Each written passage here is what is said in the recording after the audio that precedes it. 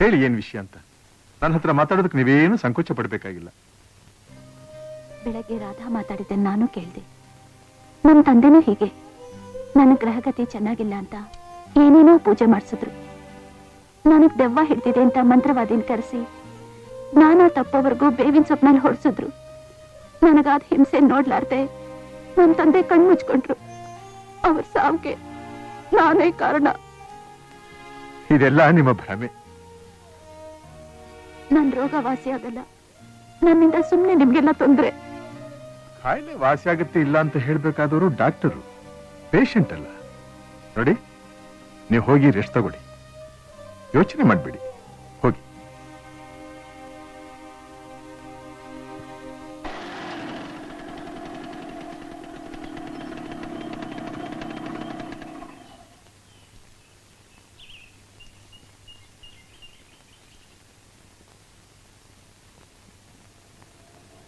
ಸುಬೋ ಸುಬೋ ಬಾರು ಅಣ್ಣ, ಬಾಬಾ ಬಾ, ಸದ್ಯ ಬಂದ್ಯಲ್ಲಪ್ಪ. ತಕ್ಷಣ ಬಾ ಅಂತ ತಂತಿ ಕೊಟ್ಟಲ್ಲ, ಯಾಕೆ? ರಾಧಾ ಹುಷಾರಾಗಿದ್ದಾಳೆ ತಾನೆ? ಅವಳು ಹುಷಾರಾಗಿದ್ದಾಳಯ್ಯ, ಹುಷಾರ್ ತಪ್ಪಿನೋ ನಾನು. ದಿನ ದಿನಕ್ಕೂ ಆತಂಕ ಹೆಚ್ಚಾಗಿ, ಗುಂಡಣ್ಣ ಬೇಡಪ್ಪ ನನ್ ಕಷ್ಟ. ಯಾಕೆ? ರಾಧಾ ಮದುವೆನ ಇನ್ನೆಷ್ಟು ದಿನ ಅಂತ ಮುಂದಕ್ಕೆ ಹಾಕ್ಲಯ್ಯ? ಬೆಂಕಿನೂ ಬೆಣ್ಣೆನು ಪಕ್ಕದಲ್ಲಿ ಇಟ್ಬಿಟ್ಟು ಸಾಯೋ ತನಕ ಕಾವಲು ಕೂತಿರಕ್ಕಾಗುತ್ತಾ? ಅಲ್ಲಪ್ಪ, ಅದೇನೋ ಕಾಶಿಯಿಂದ ಬರೋವಾಗ ಪರಿಹಾರ ಏನಾದ್ರು ಇದೆಯಾ ಅಂತ ವಿಚಾರಿಸ್ಕೊಂಡ್ ಬರ್ತೀನಿ. ಇದೆಲ್ಲ ಏನಾಯ್ತು ಹೇಳ್ತೀನಿ ನಡಿ.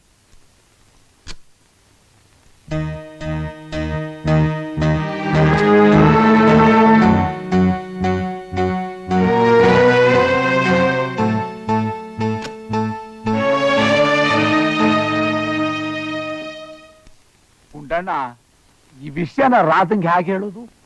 ನಾನ್ ಹೇಳ್ತೀನೋ. ಎಲ್ಲಿದ್ದಾಳವಳು? ಮಾಡಿ ಮೇರಿದಾಳಪ್ಪ. ರಾಧಾ ರಾಧಾ. ಓ ದೊಡ್ಡಪ್ಪ, ಯಾವಾಗ ಬಂದ್ರಿ? ಈಗ ತಾನೇ ಬಂದೆ ಕಣಮ್ಮ. ಬಾ ಬಾ ಬಾ ಬಾ. ಚೆನ್ನಾಗಿದ್ಯಾ? ಕೂತ್ಕೋ. ನೋಡಮ್ಮ, ಇದು ದೇವರ ಪ್ರಸಾದ ಕಣಮ್ಮ. ಅವನೇ ಕೊಟ್ಟಾಯ್ತು. ರಾಧಾ, ನಿನಗೆ ಈ ನೀನ್ ದೊಡ್ಡಪ್ಪನ ಮೇಲೆ ಪ್ರೀತಿ ಇದೆ ತಾನೆ? ಇಲ್ಲ. ಏನ್ ದೊಡ್ಡಪ್ಪ ನೀನು, ನಾನೇನು ಹೊಸದಾಗ ನೋಡ್ತಾ ಇದ್ದೆ? ಹಾಗಲ್ಲ ರಾಧಾ, ನೀನು ಬೆಳೆದ ಹುಡುಗಿ, ಓದಿರೋಳು, ಸ್ವತಂತ್ರವಾಗಿ ವಿಚಾರ ಮಾಡೋ ಶಕ್ತಿ ಇರೋಳು. ನಿಂಗೇನಾದ್ರೂ ಹೇಳ್ಬೇಕು ಅಂದ್ಕೊಂಡಾಗ ನಮ್ ಸ್ಥಾನ ಏನು ಅಂತ ನಾವು ತಿಳ್ಕೊಬೇಕಲ್ಲ. ಯಾಕೆ ಹಾಗಂತಿ ದೊಡ್ಡಪ್ಪ? ನಿನ್ನ ಡ್ಯಾಡಿನ ಬಿಟ್ಟು ನನಗ್ ಬೇರೆ ಯಾರಿದ್ದಾರೆ? ಇಷ್ಟು ಜ್ಞಾಪಕ ಇದ್ರೆ ಸಾಕು ರಾಧಾ. ಡಾಕ್ಟರ್ ಮೂರ್ತಿ ಎಲ್ಲಾ ತರಹದಲ್ಲೂ ನಿಂಗೆ ಸರಿಯಾದ ಗಂಡೆ. ಆದ್ರೆ ಅವನ್ ಜಾತಕದಲ್ಲೊಂದು ದೋಷ ಇದೆ. ಅವನ್ನ ಮದುವೆ ಮಾಡ್ಕೊಂಡು ಹುಡುಗಿ ಬದುಕಲ್ಲ. ಅಂದ್ರೆ ಅವನಿಗೆ 2 ಮದುವೆ ಯೋಗ ಇದೆ. ಅವರಣ್ಣ ವೆಂಕಟೇಶ್ ಅಂತ ಬಂದಿದ್ನಲ್ಲ, ಅವನ ಜಾತಕನು ಹೀಗೆ. ಮೊದಲನೇ ಹೆಂಡತಿ ಹೆರಿಗೆಲೆ ತಿರೋಬಿಟ್ಲು, ಈಗ ಇರೋಳು 2ನೇ ಹೆಂಡತಿ. ವಿಷಯ ಹೀಗಿರುವಾಗ ಕಂಡು ನಿನ್ನ ಆ ಮನೆಗೆ ಹಾಕೊಡೋದು ಅಂತ ನಮ್ಮ ಆತಂಕ. ನಿಮ್ಮಪ್ಪ ಹುಷಾರಿಲ್ಲದೆ ಮಲಗಿದ್ದು ಈ ಚಿಂತೆಯಿಂದ. ನಿಮಗ್ ನಿಜವಾಗ್ಲೂ ನನ್ನ ಮೇಲೆ ಪ್ರೀತಿ ಇದ್ದಿದ್ರೆ ಜಾತಕ ತರಿಸಿ ನೋಡಿ ಎಲ್ಲ ಸರಿಯಾಗಿದೆ ಅಂತ ಗೊತ್ತಾದ್ಮೇಲೆ ಮದುವೆ ಮಾತಾಡ್ತಿದ್ರಿ. ಈಗ ಇವರೇ ನನ್ನ ಅಳಿಯಂದ್ರು ಅಂತ ಊರೆಲ್ಲ ಸಾರ್ಕೊಂಡು ನನ್ನ ಮನಸ್ಸಲ್ಲಿ ಇಲ್ದೇ ಇರೋ ಆಸೆ ತುಂಬಿ ಈಗ ಜಾತಕ ಗ್ರಹ ಅಂತ ಮಾತಾಡ್ತಾ ಇದ್ದೀರಲ್ಲ, ಇದು ನಿಮಗ್ ಸರಿನಾ? ನೀನು ಮೂರ್ತಿನ ಮದುವೆ ಮಾಡ್ಕೊಳ್ಳೇಬಾರ್ದು ಅಂತ ಹೇಳ್ತಾ ಇಲ್ಲ ರಾಧಾ. ಸದ್ಯಕ್ಕೆ ಅವನು ಬೇರೆ ಯಾರಾದ್ರೂ ಕುರುಡಿನೋ ಕುಂಟಿನೋ ಅನಾಥ ಹುಡುಗಿನೋ ಹುಡುಕಿ ತಾಳಿ ಕಟ್ಲಿ, ಹೇಗೂ 1 ವರ್ಷದಲ್ಲಿ ಅವಳು ತೀರ್ಕೊಳ್ತಾಳೆ. ಆಮೇಲೆ ಅವನು ಮದುವೆ ಆದ್ರಾಯ್ತು. ನೋಬಲ್ ಪ್ರೈಸ್ ಕೊಡ್ಬೇಕು ನಿಮ್ ತಲೆಗೆ. ಹೋಗಿ ಈ ವಿಷಯನ ಅವ್ರ ಹತ್ರ ಹೇಳಿ. ನಿಮಗೂ ನನಗೂ ಮುಖಕ್ಕೆ ಮಂಗಳಾರತಿ ಹತ್ತಿ ಕಳಿಸ್ತಾರೆ. ನಮಗ್ ಬುದ್ಧಿ ಇಲ್ವಾ? ನೀನ್ ನಮ್ ಹುಡುಗಿ ಅಂತ ಇದ್ದಿದ್ದಾಗ ಹೇಳಿದ್ವು, ಅವ್ರಿಗೂ ಹೀಗೆ ಹೇಳ್ತೀವ ನಾವು? ಅವರಾಗ ಅವರೇನೇ ನಿನ್ನ ಬೇಡ ಅಂತಂದು ಅವರೇ ಬೇರೆ ಮದುವೆ ಮಾಡ್ಕೊಳ್ಳೋ ಹಾಗೆ ನಾನು ಪ್ಲಾನ್ ಇಟ್ಟಿದ್ದೀನಿ. ಹೌದಮ್ಮ ರಾಧಾ, ನೀನ್ ಸ್ವಲ್ಪ ಸಹಕಾರ ಕೊಟ್ರೆ ಮುಂದೆ.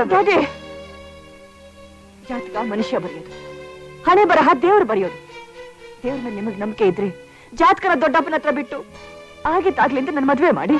ಏನಮ್ಮ, ಅವನಷ್ಟು ಗಿನಿಗೆ ಹೇಳ್ದಾಗ ಹೇಳಿದ್ರು ನಿನ್ನ ಹಠಾನೇ ನಿನ್ಗ ಚೆನ್ನಾಗಿದೆ. ನೀನು ಮದುವೆ ತಪ್ಪಿಸಿದ ತಕ್ಷಣ ನಾನೇ 100 ವರ್ಷ ಬದುಕಿರ್ತೀನಿ ಅಂತ ಅಂದ್ಕೊಂಡ್ಯಾ? ಅದಕ್ಕೋಸ್ಕರ ಇರಳು ಕಂಡು ಬಾವಿಲಿ ಹಗಲು ಬೀಳಕ್ಕಾಗುತ್ತೇನು? ನನ್ ಪುಣ್ಯ ಚೆನ್ನಾಗಿದ್ರೆ ಆ ಭಾವಿನ ಬೆಟ್ಟ ಯಾಕಾಗ್ಬಾರ್ದು? ನೋಡು, ನನ್ಗೆ ಆ ಪುಣ್ಯ ಗಿನ್ಯ ಇದ್ರಲ್ಲೆಲ್ಲ ನಂಬಿಕೆ ಇಲ್ಲಮ್ಮ. ನನಗೂ ನಿನ್ ಜಾತಕದಲ್ಲಿ ನಂಬಿಕೆ ಇಲ್ಲ. ನೀನ್ ತಲೆಕೆಳಗಾಗಿ ನಿಂತ್ರು ಈ ಮದುವೆ ನಡೆಯಲ್ಲ. ಈ ಮದುವೆ ನಡೆದಿದ್ರೆ ನಿನ್ನ ಮಗಳು ನಿನಗಿರಲ್ಲ. ನೋಡು, ನೀನ್ ಇಷ್ಟ ಹಠ ಮಾಡೋದಾದ್ರೆ ಈ ನಿಮ್ಮ ಅಪ್ಪು ನಿನ್ಗಿರಲ್ಲ. ಏನ್ ಮಾಡ್ತೀಯಾ? ಮದುವೆ ಆಗಿ ನೀನ್ ಸಾವಕ್ ಮುಂಚೆ ನಾನೇ ಸಾಯ್ತೀನಿ ಕಣೆ. ಮಾಡ್ಕೊಳ್ಳೋದಾದ್ರೆ ನನ್ನ ಸಮಾಧಿ ಮೇಲೆ ಮದುವೆ ಮಾಡ್ಕೋ. ಈ ಕೊಟ್ಟು ಬೆದರಿಕೆಗೆಲ್ಲ ನಾನು ಹೆದರಲ್ಲ. ಒಟ್ಟು ಬೆದರಿಕೆನಾ? ಈ ಸುಬ್ಬು ಮಿಲಿಟರಿ ಮೇಜರ್ ಕಣೆ, ಪ್ರಾಣ ತಳಿಕ್ಕೆ ಸಮಾನ ನಮ್ಗೆ. ಮಾಡ್ಕೋತ್ಯಾ? ನೀನ್ ಅವನ್ನೇ ಮದುವೆ ಮಾಡ್ಕೋತ್ಯಾ? ಮಾಡ್ಕೋ. Get out.